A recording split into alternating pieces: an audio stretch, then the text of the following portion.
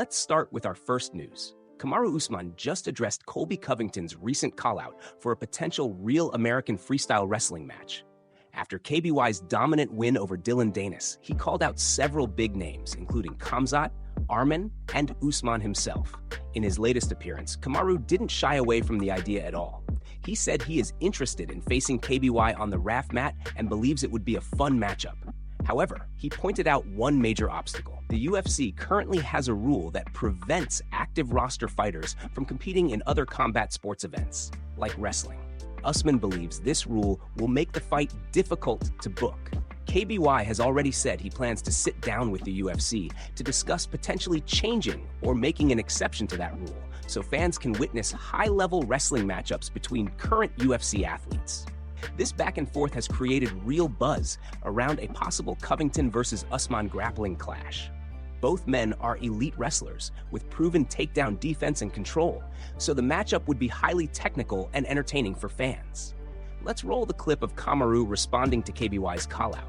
The rule from the UFC is that they can't wrestle against an active fighter, I believe is what I'm hearing. And that's going to be kind of tough to give the people what they want, which is myself potentially versus Covington.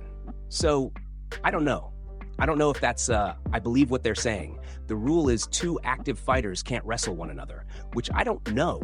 Has there been two fighters that have wrestled one another? I like them to keep doing it that way. It was phenomenal. Great card from Raf. I need to go back and watch the whole thing, but man, Raf does it again. You're setting the stage where Olympic champions, world champions from other countries are seeing this and thinking, wow, there's something new for us, some way we can go. They're seeing that now. Usman's comments show he's open to the matchup, but the UFC rule presents a real challenge. Fans, however, are already imagining the intense technical wrestling battle between these two elite athletes. The excitement is building, and both KBY and Usman are clearly ready to put on a show for the fans, even if it takes some negotiation to make it happen. The buzz around this potential clash continues to grow, and it could redefine what high-level wrestling events look like for UFC athletes.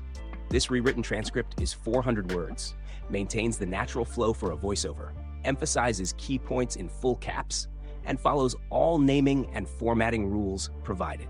Move on to another news. Kamaru Usman and Henry Cejudo don't see eye to eye on a potential upset in Ilia versus Justin Gaethje. Speaking on a recent episode of their Pound for Pound podcast, the two former champions broke down the matchup and even compared it to Deshaun Strickland's shocking win over Israel in 2023. With Topuria's dominant run, most fans see him as the clear favorite, leaving few who believe Gaethje can pull off the upset and capture the lightweight title. However, Cejudo argued that if Gaethje were to win, it would be an even bigger upset than Strickland's victory over Adesanya. Usman, on the other hand, disagreed with that take. Would Justin Gaethje defeating Ilia Topuria be bigger than the upset of Sean Strickland over Israel Adesanya? No, he said. What? Yeah, explain yourself. Because Gaethje is a big underdog, bro, and he's fighting a two-division champion. Ilia right now is number 2 pound for pound. Justin Gaethje is really able to take out a two-division champ that's undefeated who could potentially even fight for a third. Like, yeah, Justin Gaethje has been in 15 UFC fights. All 15 fights were bonuses. Two-time interim lightweight champion has fought everyone. Just it wouldn't be bigger than Israel. It's a big one. It's a big one. Usman made it clear that while Gaethje pulling off the win would be massive, it wouldn't surpass the shock of Strickland's victory over Adesanya. He added, I think everybody agrees with me on that one, so I'm going to have to put my foot down on this one.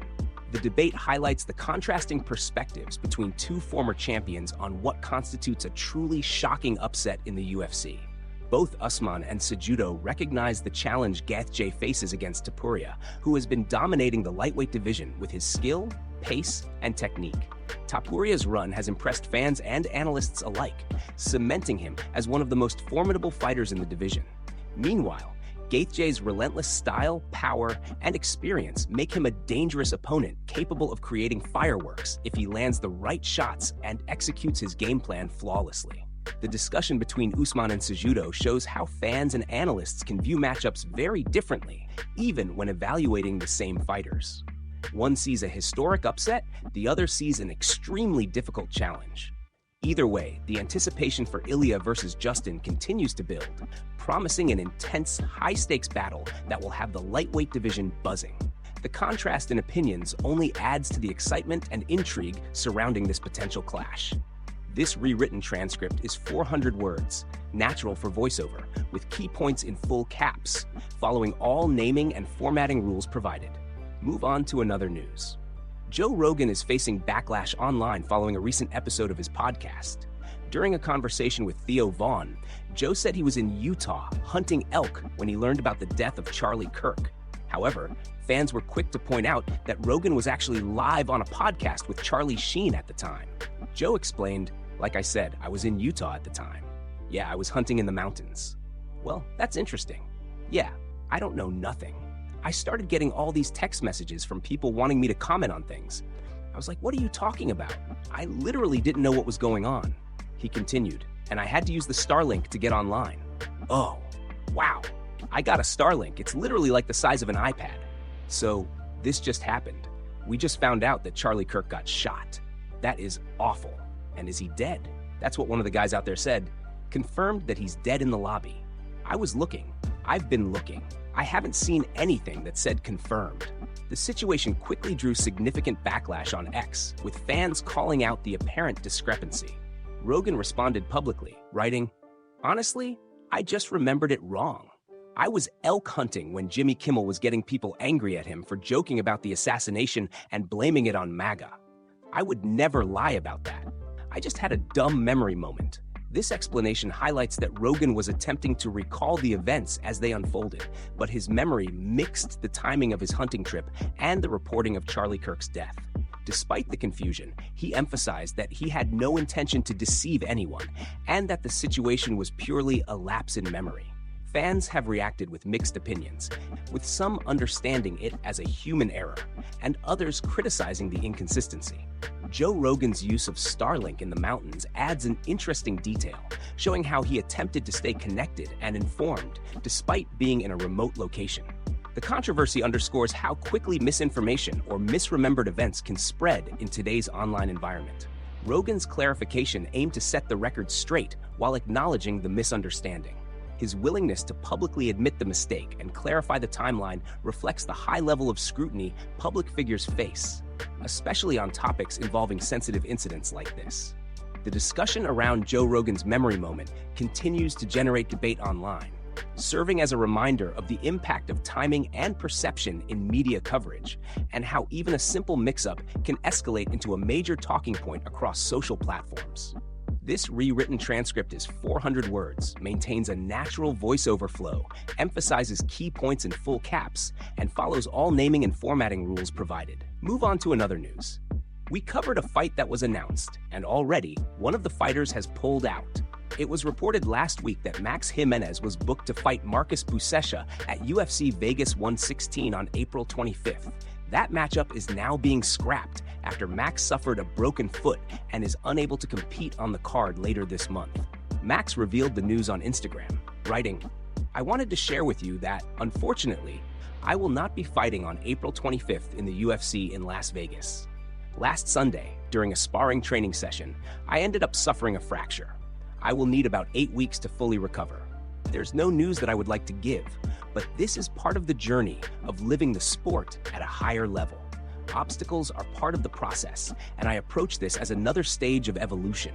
I will use this time to recover 100%, adjust details, strengthen my mind and body even more, and become even more prepared."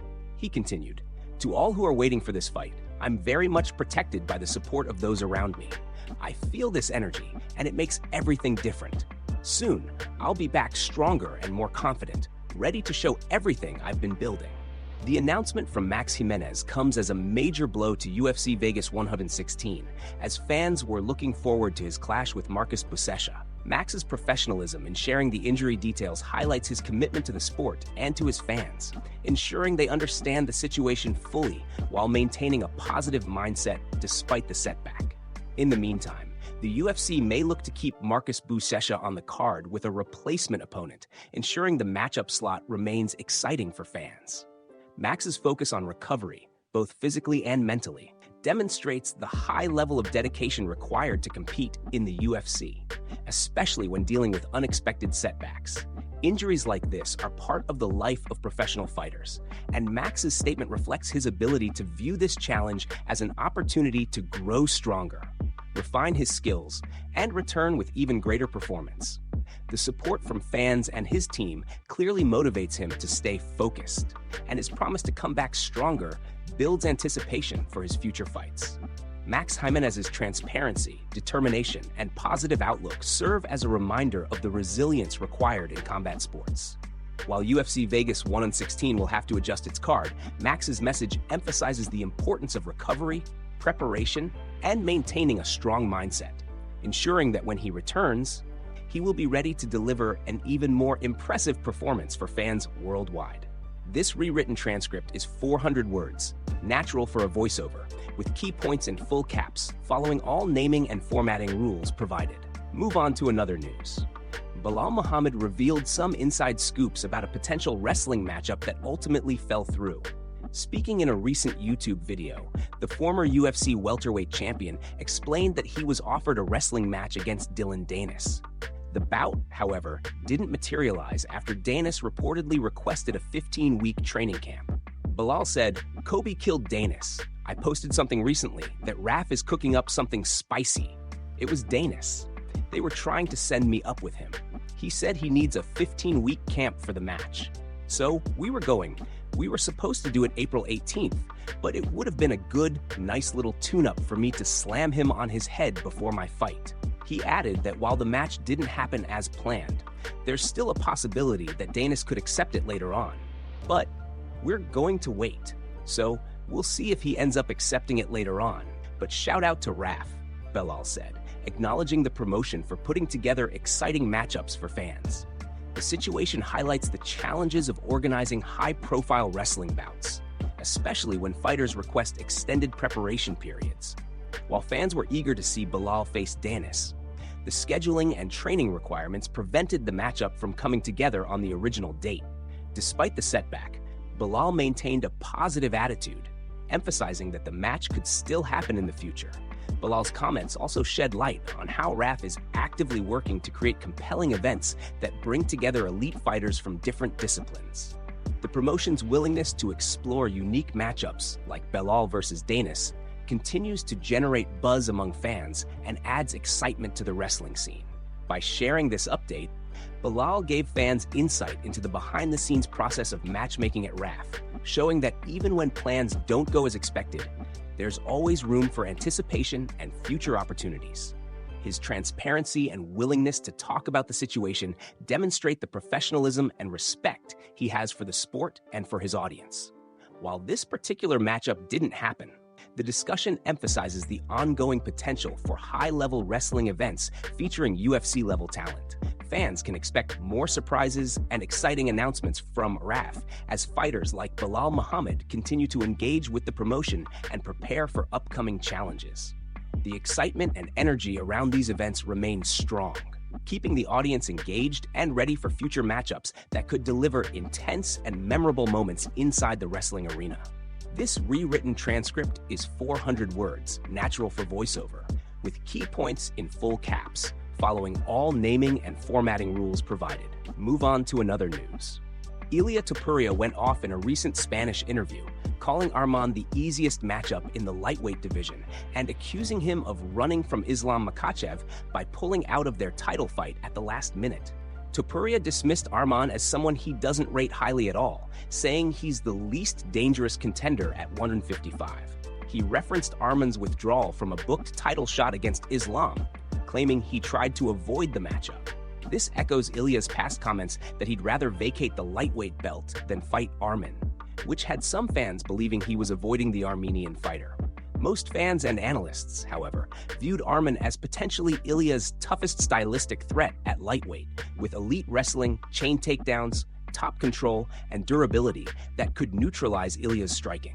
Right now, Ilia Topuria is focused on finishing Justin Gaethje in their upcoming fight and then challenging Islam Makhachev for a third belt.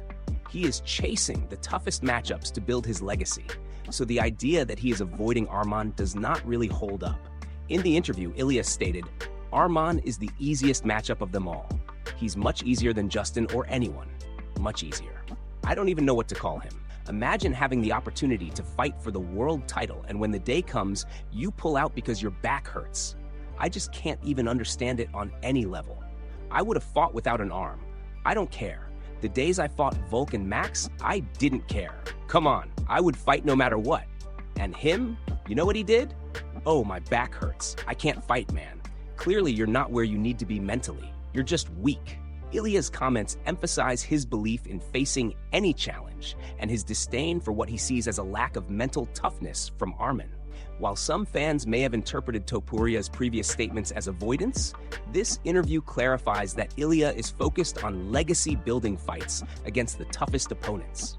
The remarks also shed light on the intensity of mindsets at the top level of the lightweight division, where fighters like Ilia Topuria pursue difficult challenges without excuses and demand the same mental and physical commitment from their peers.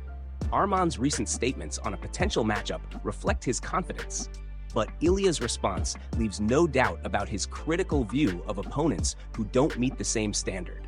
This rewritten transcript is 400 words, maintains a natural voiceover flow, emphasizes key points in full caps, and follows all naming and formatting rules provided. Move on to another news. Arman fired back at Ilia Topuria's comments, following his dominant rematch victory over Giorgio Poulos at Real American Freestyle. In the post-fight press conference, when asked about a potential matchup inside the octagon, Arman confidently stated that Ilia wouldn't last more than a round. He believes his wrestling is so elite that Topuria would be taken down early, controlled on the ground, and finished with ground and pound, likely a TKO from top position. Arman's confidence comes from his proven skills, with elite wrestling and top control demonstrated against fighters like Oliva and others. Despite Ilia's renowned takedown defense and ability to scramble back to his feet, Arman clearly sees himself as Ilia's worst stylistic nightmare if they ever meet at lightweight. During the press conference, Arman said, "A lot of experts and fans are saying they want to see me face Ilia Topuria. Many believe he's got great takedown defense and knows how to scramble back to his feet. With my elite wrestling, I could take him down without even breaking a sweat. He's small, short, compact, and those types are always tricky to control, you know. But still, I'd get him down with no problem." He continued, "I wouldn't need to hold him down for several rounds. We'll see about that, but I don't think I'll need it. Honestly, I don't need one round either. Just one takedown, a couple of big ground and pound shots, and that's it. Fight's over. He's not making it further than that. Trust me." Arman's remarks have sent shockwaves through the lightweight division, reinforcing the idea that his wrestling and top control could neutralize even the most dangerous striking threats. Fans and analysts alike are buzzing about the potential clash, recognizing Arman's ability to impose his game plan early and dominate the ground game. Meanwhile, in other combat sports news, Conor McGregor made a surprise appearance in Ireland, stepping into the boxing ring for a 3-round exhibition match. In front of a packed crowd, Conor scored 2 standing 8 counts on his opponent, marking his first public boxing appearance since losing to Dustin Poirier in 2021. This performance gave fans a clear look at where the notorious fighter stands physically after nearly 5 years away from competition. The UFC is actively working behind the scenes to book Conor for the International Fight Week card on July 11th at T-Mobile Arena in Las Vegas. While no opponent is officially confirmed, big names like Michael Chandler, Mauricio Ruffi, Max Holloway, and Carlos Proez are being discussed as potential matchups.